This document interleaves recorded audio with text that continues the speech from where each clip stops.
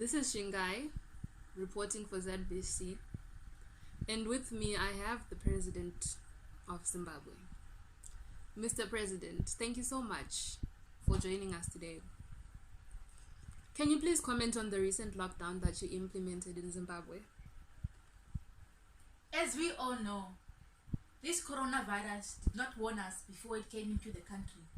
It came from China, so we did not know what to do. You did not know what to do?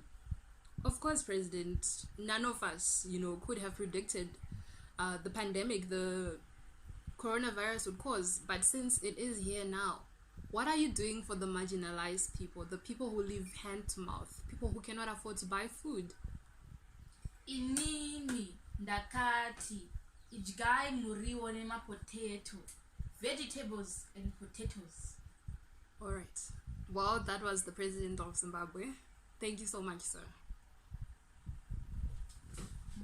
Hello, this is Karen Morgan reporting live. Yes, Karen Morgan. Here with the President of the United States, Donald J. Trump. Nice to make your acquaintance. Thank you. Thank you very much, Mr. President, for joining us today. So some questions that we have.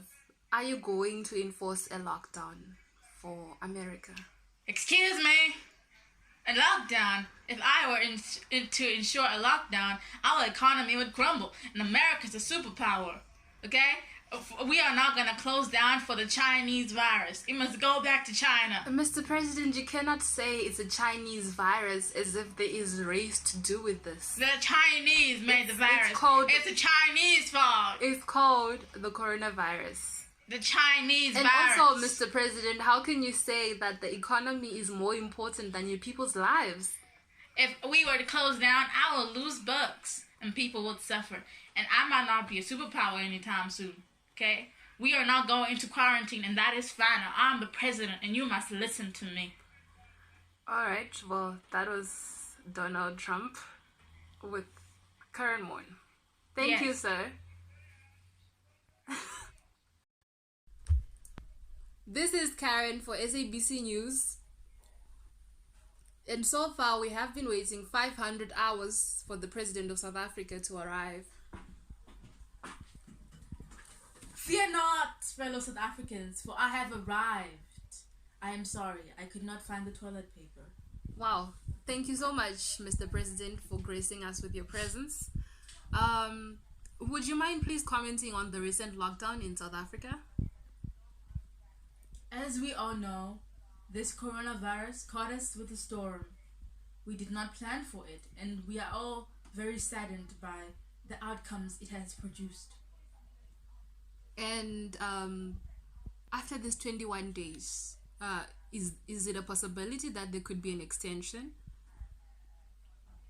We are not sure.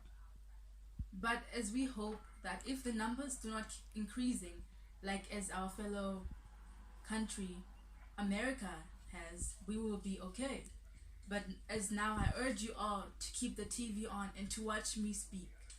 I do not care if your dad has the TV on for 24 hours a day. It is important that you all stay informed. Thank you. Thank you, Mr. President. Yes. We're now reporting live from Kroonstad. And with us, we have a fellow Kroonstad resident. Thank you so much, Kelly. Can you please give us your view on this coronavirus and what you're going through at this moment? I mean, to be honest, when I first heard about the coronavirus, I didn't take it seriously because, what kind of name is coronavirus? In fact, I thought to myself, imagine if you're named Corona, and then people would be like, hey, Corona, and then they'll think you're talking about the coronavirus, but it's just your name. But then, there were all these cool memes. There was this one meme where they were like, who knew our death would be made in China? Because everything is made in China.